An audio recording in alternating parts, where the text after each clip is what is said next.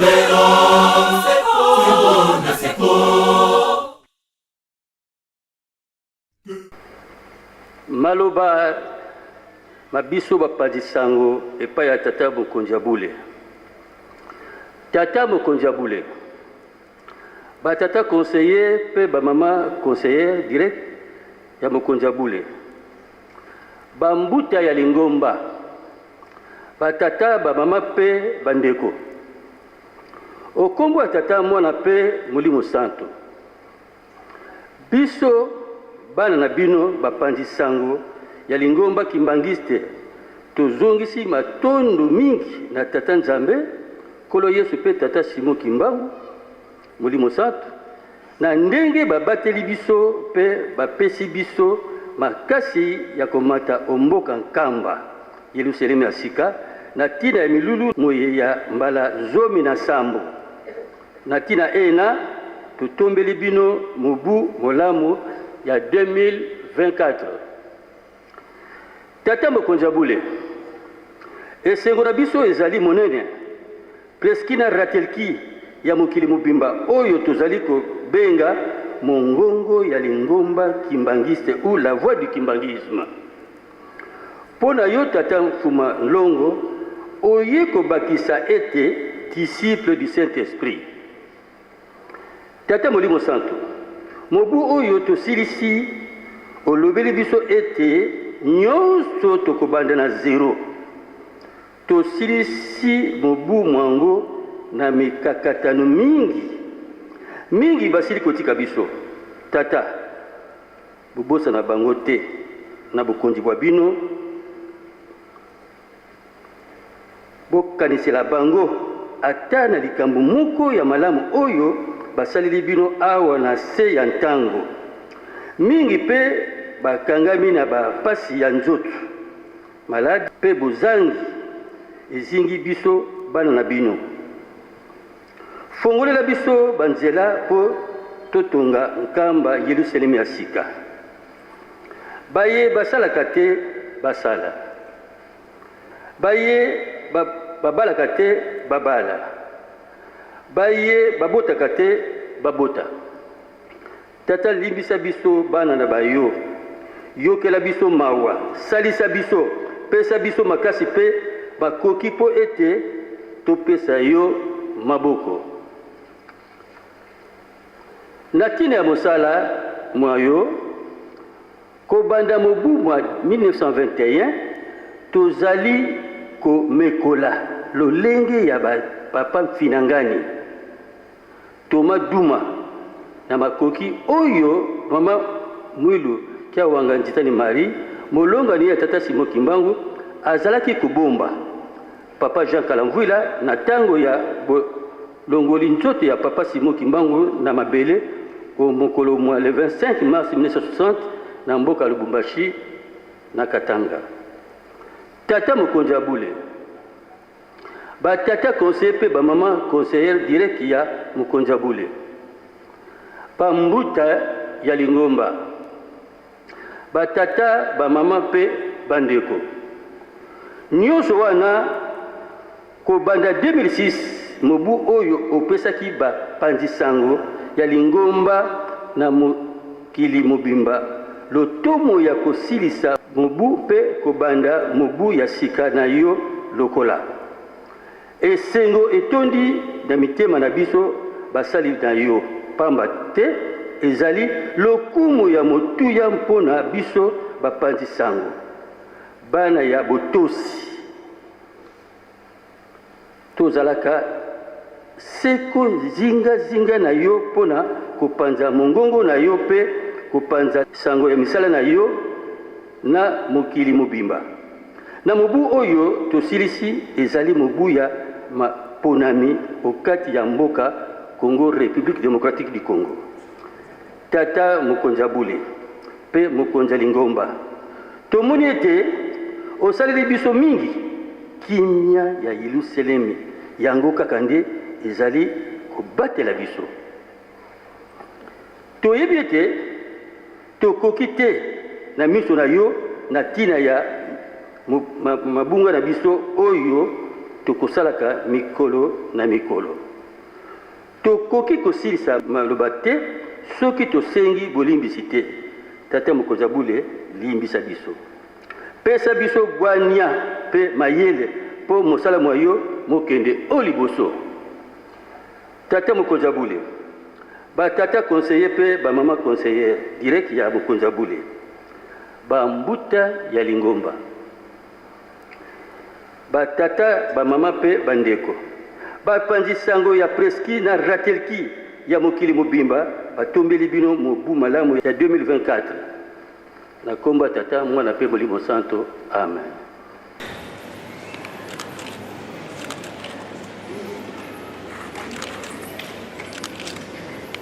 Bana baba papa tulombele ko bampangize to lo tutela mana beto bampangize no tolufana Kiambote faki.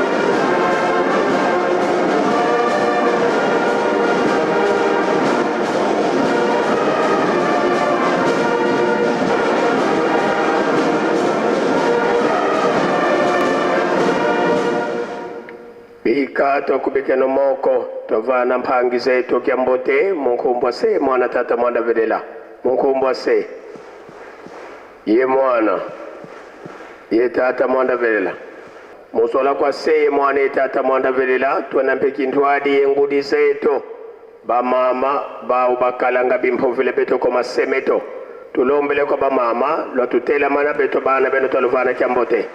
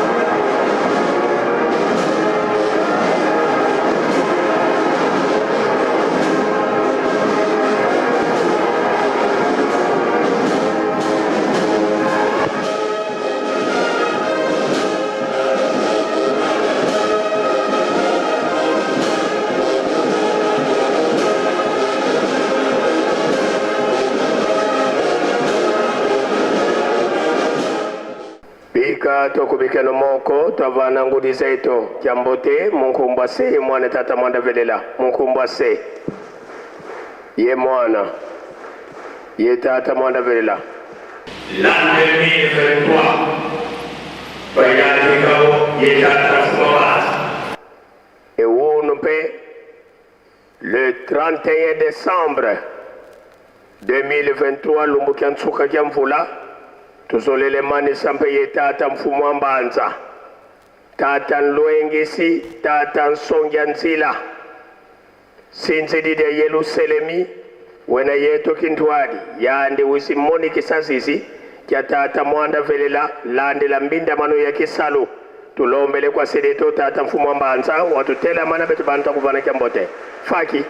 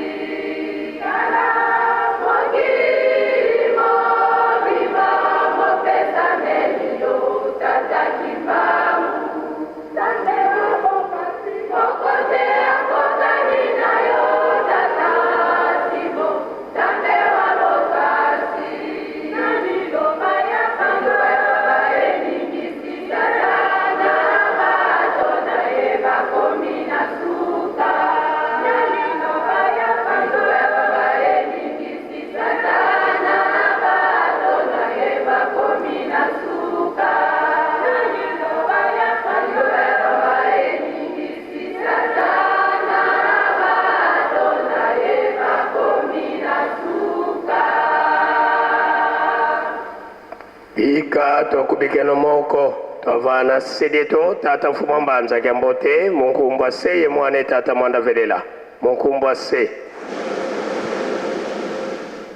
ye mwana ye tata mwanda velela sedeto tata mfumo mbanza beto bana bakutukolombola bakafulu watusikidikisa tusamba ensambu zange mfumiti Yesu Kristo yozola kwa ngitata nzambi wase yo untwali ngitata mwanda wavelela bika wakwa masikilanga munaito tukwa yakwa yo ilemvu se ye mwani tata mwanda wavelela amen. Onkombo ya tata ya mwana pe tata mulimo santo lelo ezali mukolo ya yenga ya lelo ezali très spécial komona eke tata mokonzi ya bule Papa Simon Kimbangu Kyangani alobi ete l'an 2023 ezali ete mubu oyo ezali ete tobandeli na zero donc ebandeli yango oye komona na ete mubu nyonso oyo touti kotraverse l'an 2023 biso nyonso tozali kotala tata molimo santo Papa Simon Kimbangu Kyangani alingi nini biso tomipesi epai na ye soki totali malamu maloba ya bapapa bango nyonso misato papa Kisolokele papa de alunga na pe papa de ngenda kontima maloba na bango ete misu ya mokili mobimba ezala na mpasi ezala na esengo etali kaka na Yelusalemi ekokani na ndenge ya matei oyo bauti kote ya biso na papa pasteur na mokolo na lelo oyo ezali eke batata bazali kosenga biso tozonga lisusu bana mike Nikodem lelo oye kokokana ete suka ya mubu oyo ya l'an 2023 eye kokokana un dimanche oyo ekozala kete clôture ya semaine oyo tata nzambe alobaki ete topesa yango bimba na yango epai na ye pamba te na mikolo motoba oyo ye asalaki misala na ye mokolo yenga nde apemaki lelo oyo clôture ya mubu na biso ya l'an 2023 oyo tata mokonzi ya bula alobi ete tozongelaki na zero lobi ezali le 1er janvier na mubu oyo tozali kobanda na l'an 2024 oyo ye alobi ete abosani mabe nyonso oyo biso tosali alimisi biso awa toza kokota na mobu ya sika tozala nde petwa lelo oyo soki otali na mokili mobimba bakimbangiste kaka te kasi mutu nyonso mwana na ye ntango abuti mwana toza kosenga nini eke topesi mwana oyo na maboko ya tata Nzambe, akola na botosi ya tata Nzambe libondeli na biso na mokili mobimba nde yango wana mpo na bana na biso. Yango mpe na biso bana tata Molimo Mosantu tozali kosenga ete tokola na botosi, totambola na botosi ya tata Nzambe oyo lelo toyebi te Papa Simon Kimbangu Kiangani. Na yango na mokolo lelo bateyi biso mingi, biteyi mosusu te, tozali kosilisa mobu ya kala pe tozali kokota na mobu ya sika. Biso oyo tobengami ete bana ya tata Nzambe, esengeli na biso ezalaka ntango nyonso tata Nzambe akanisela biso tozala na kimia. Soki tokozala na kimia na biso bakimbangiste, tolanda kaka maloba ba papa bango nyonso misato ete bolingo, mibeko, misala. Soki tolandi makambo nyonso wana misato nde kimia ekoyela biso. Pana mokolo na lelo ndenge tolandi programme ndenge epesemeli, sika tozali kobima libanda. Kobima libanda honneur na biso, sima honneur na biso, sima ya défilé d'honneur. Programme ezali ko changer na ndenge nini eke na tina ya twinsani na biso. Ndenge ezalaki ete ba mouvement ndenge tokosalaka yenga nyonso awa na nkamba chaque mouvement.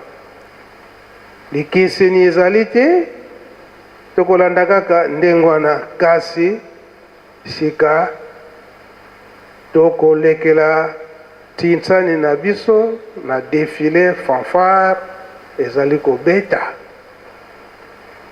Fanfare ezali kobeta, biso tozali ko défilé na ndenge ya kala, groupe na sani na bango.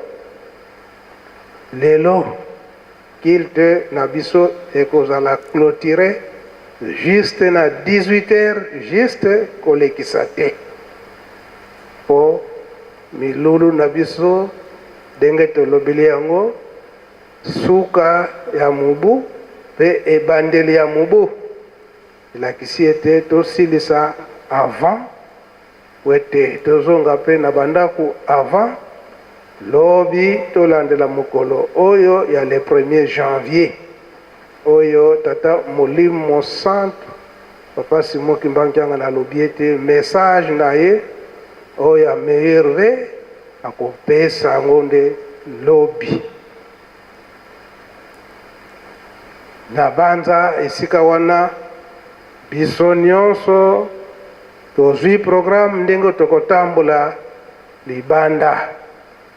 Ndenge tolobeli yango ete suka mubu ya l'an 2023 na ebandeli ya mubu ya l'an 2024 yango esengeli ke défilé na biso wana ekosalama na esengo nyonso mpona koloba ete tolongola nyonso ya mabe oyo tosali tokota na mubu ya sika na esengo nyonso. Yango nde programme na biso tosilisi boye okombo tata mwana mpe Molimo Mosantu. Amen. Ika twakubikeno moko twatonda lusiamu tutambuli kwa mfumu muzola kwa se mwana tata mwanda velela mukumbwa se ye mwana ye tata mwanda velela